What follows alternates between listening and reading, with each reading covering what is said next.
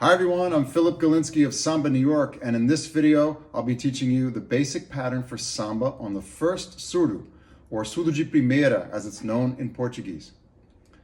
The first surdo, at least in Rio samba schools, is typically the largest and deepest pitched of the three surdo bass drums of the bateria, and it plays on beats 2 and 4 of the 4-beat measure or cycle.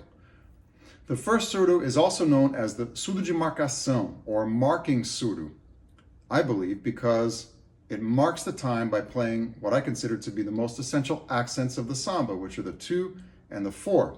Let's pause here for a moment and reflect on this. From a European perspective, the drum that marks the time would probably be playing on beats 1 and 3. But since samba has its roots in Africa, it's no surprise that the drum that's called the marking drum, the one that marks the time, playing the most essential beats, is playing on 2 and 4, which is definitely coming from an African concept, an African perspective. Now, the basic pattern for samba on the first surdo consists of muted hand strokes on beats 1 and 3, and an open tone stroke with the mallet on 2 and 4, like that. So if we put this together, the basic pattern for samba on the first surdo sounds like this. 1, 2, 3, 4. 1, 2, 3, 4. 1, 2, 3, 4.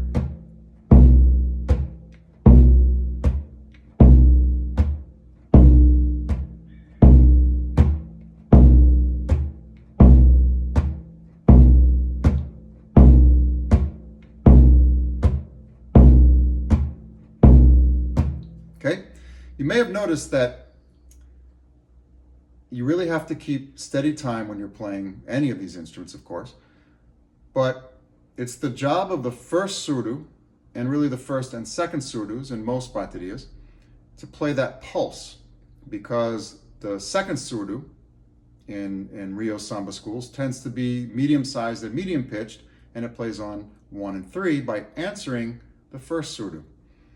So we have, for the pulse of the samba, we have 1, 2, 3, 4. Boom, boom, boom, boom, boom, boom, boom, boom. Second surdo, first surdo, second surdo, first surdo. Boom, boom, boom, boom, boom, boom, boom, boom, boom, boom, boom.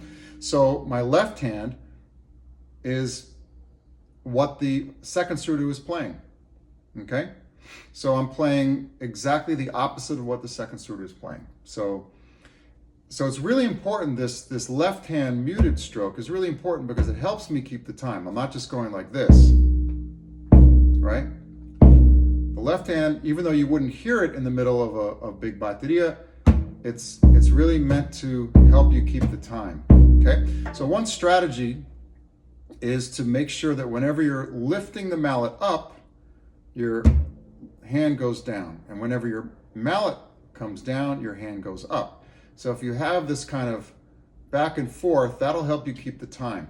All right, now a word about technique. So the way that I hold the mallet is the same way that I hold drumsticks. So if you're not familiar with my approach to stick technique, we have a whole playlist on the channel here called Stick Technique. Definitely check that out. But just very quickly here, I put my thumb on top of the handle here, about a little less than halfway up, my index fingers below, and I wrap my second, third, and fourth fingers loosely around. So I'm never gripping hard like this on any mallet or any stick. There's some play in there, and there's a space here. The other thing is that if you take your hand and you put it at your side and you put a mallet in it and you bring it up, that's exactly the hand position that's exactly what my arm position is and the way that I hold the mallet, okay? So I have a little space here and my hand is at about a 45-degree angle. It's not like this, and it's not like this with my thumb on top. It's right in the middle, okay? This is known as American grip, by the way, just for convenience sake, but you can hold the mallet any way you like. This is how I do it, and this is the technique that works for me. Now, you'll notice that I'm playing pretty quietly here, because I'm playing for a video. Now, if I'm playing in a first surdo in a bateria, I'll be playing much louder. And So to play louder, what I'll do is I'll pivot at the elbow, I'll bring my forearm up, and my technique anyway is that I let go a little bit of the mallet. I loosen my grip so that almost so that the beater of the mallet touches my shoulder. So what this does is it relaxes my hand, and when I come down, I snap the handle of the mallet into the palm of my hand upon hitting the head of the surdo right in the center. So I go. I'm not going to do it super loud here, so I don't, blow up the video, but or distort the video. But that's the idea. So I'm relaxing. My whole approach to technique is that I try to stay as relaxed as I can while still being able to execute the sounds and rhythms that I want as well as possible. Okay. So I'm taking advantage of this time to relax my grip, and then as I come down,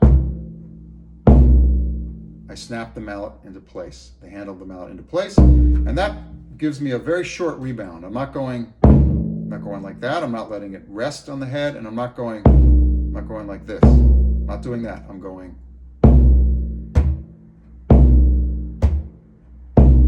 One, two, three, four. 1, 2, 3, 4, 1. Okay? So this is just an introductory lesson to the basic pattern for samba on the first surdo. If you want to know how the first surdo functions within the context of the bateria, besides just playing its basic pattern, some of the other rhythmic figures that it plays, there are other playlists here that will teach you about that. There's starting and stopping the samba rhythm, and there's also a samba enredo playlist. So definitely check those out for more information. If you haven't subscribed to the channel yet, please subscribe. Let me know in the comments if you have any questions, and look forward to seeing you in the next video.